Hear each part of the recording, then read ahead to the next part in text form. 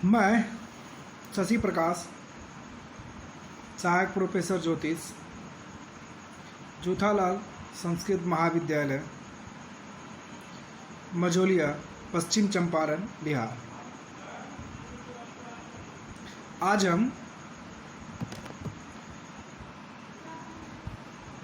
शास्त्रीय प्रतिष्ठा प्रथम खंड से संबंधित कुछ महत्वपूर्ण बिंदुओं पे चर्चा करने वाले हैं। जैसे लग्नमान कैसे निकाला जाता है, इस बिंदुओं पे हम लोग चर्चा करेंगे और बताने का प्रयास भी करेंगे कि लग्नमान निकालने की जो विधि होती है वो कैसे निकाला जाता है। ये सारे विधि हम आपको एक एक करके क्रमबद्ध तरीके से बताने का प्रयास करेंगे।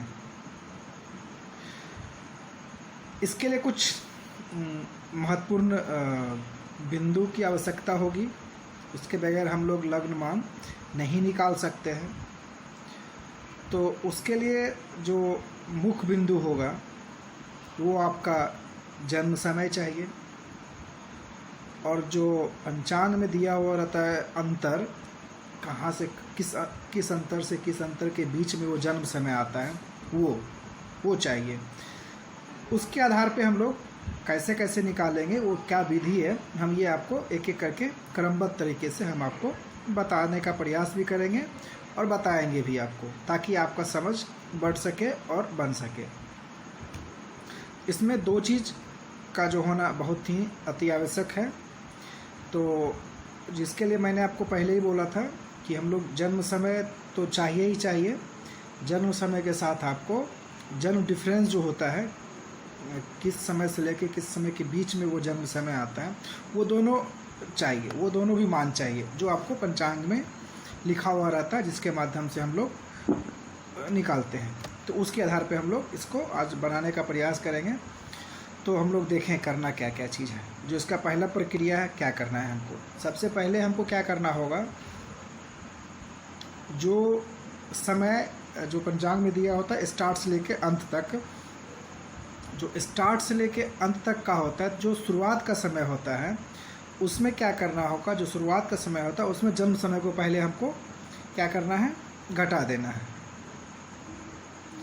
शुरुआत के समय में जन्म समय में शुरुआत का समय क्या करना है, घटा देना है। तो हमको क्या निकल जाएगा, वो अंतर निकल जाएगा।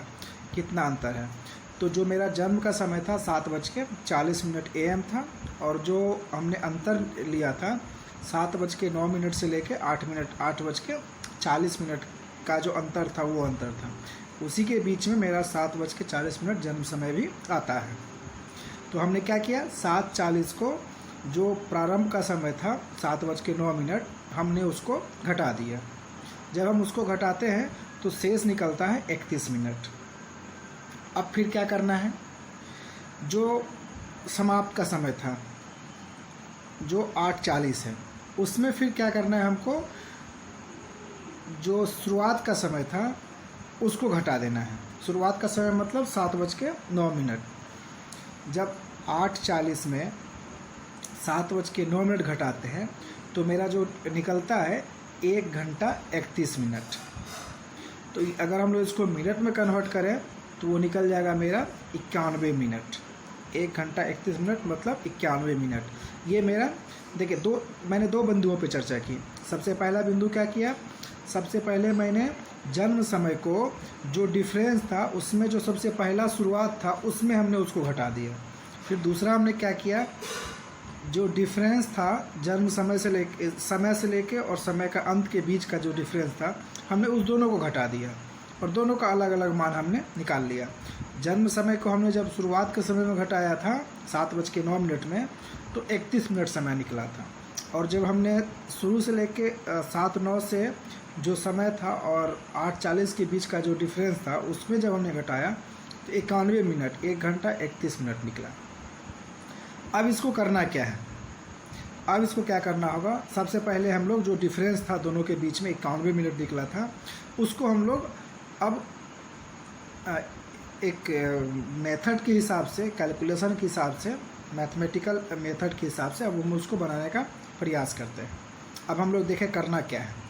अगर हम लोग बीजगणित वगैरह सब मैथ पढ़े हैं तो उसमें देखेंगे कि उसमें इस तरह का वो आता है, क्या करते हैं।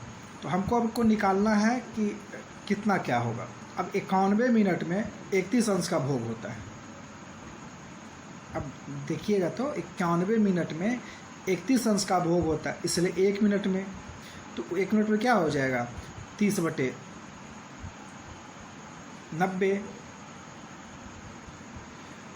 और फिर 31 मिनट में, तो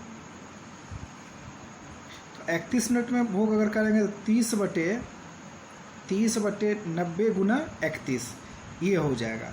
जब हम लोग इसको पूरा मल्टीप्लाई करते हैं तो 930/91 होता है, 930/91 होता है। अब इसको क्या करना है, अब हमको 91 से भाग देना 930 को।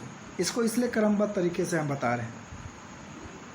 अब हम लोग बताते हैं आपको, अब हम बताते हैं कि जो मेरा निकला 930/91, मतलब 930 में 91 से 91 को 930 में भाग देना है। जब हम लोग भाग देने का प्रक्रिया स्टार्ट करते हैं तो 91 को 930 में जब देना है तो 10 बार जब गुना करेंगे तो 910 होगा, तो 910 हो जाएगा।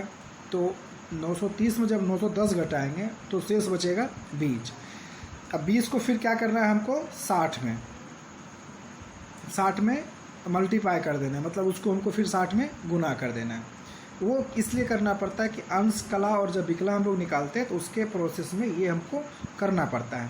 तो पहले मेरा 10 क्या निकल गया, अंश निकल गया। अब अंश देखिए 20 हो गया, तो 91 में 20 नहीं भाग होगा, तो उसमें हमने 60 से उसको गुना कर दिया तो 1200 हो गया।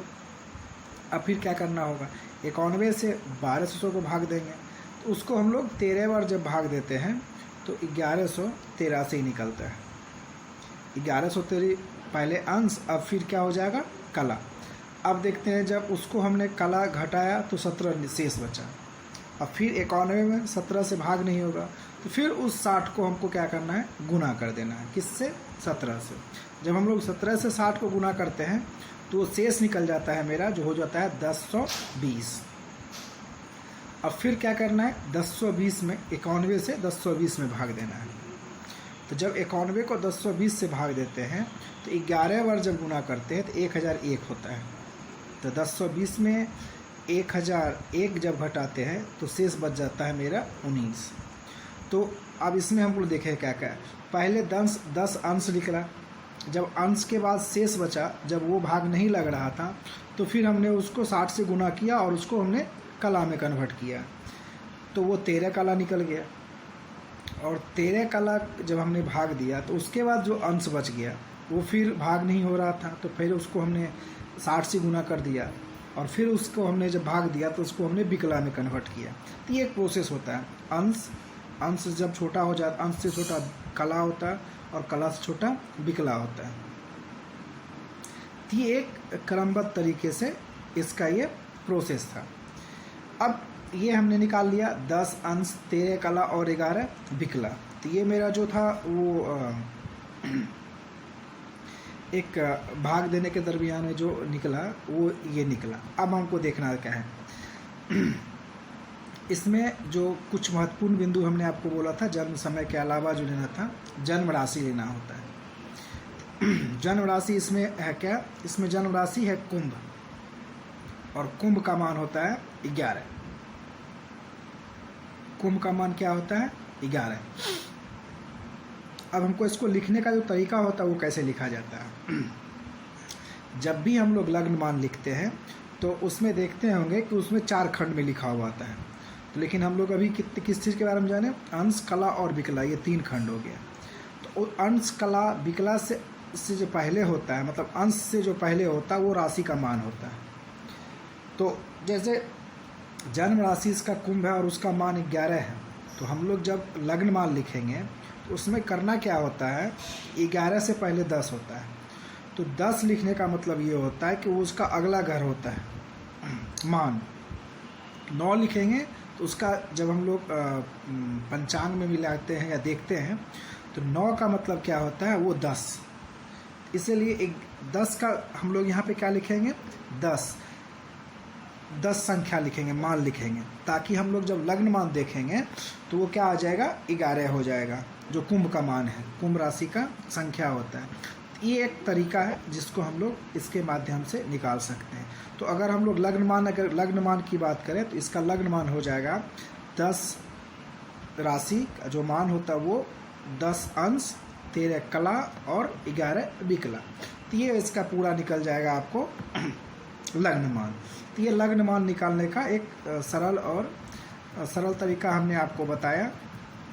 अगर आप इस आधार पे लग्नमान निकालते हैं तो ये सबसे सरल और आसान तरीका है। एक 2-4 उदाहरण के तौर पे अगर आप इसको बनाएंगे तो आपको समझने में बहुत ज़्यादा आसानी होगी और आपके लिए भी अच्छा होगा। इसके लिए 3 चीज़ का होना आवश्यक है: जन्म समय, राशि का मान, राशि जन्म राशि का जो जन्म राशि होता है वो और उसका मान, और फिर तीसरा क्या चीज़ था, जो अंतर होता है, जिस अंतर के बीच हम लोग जन्म समय निकालते हैं, किसके हिसाब, पंचांग के हिसाब से।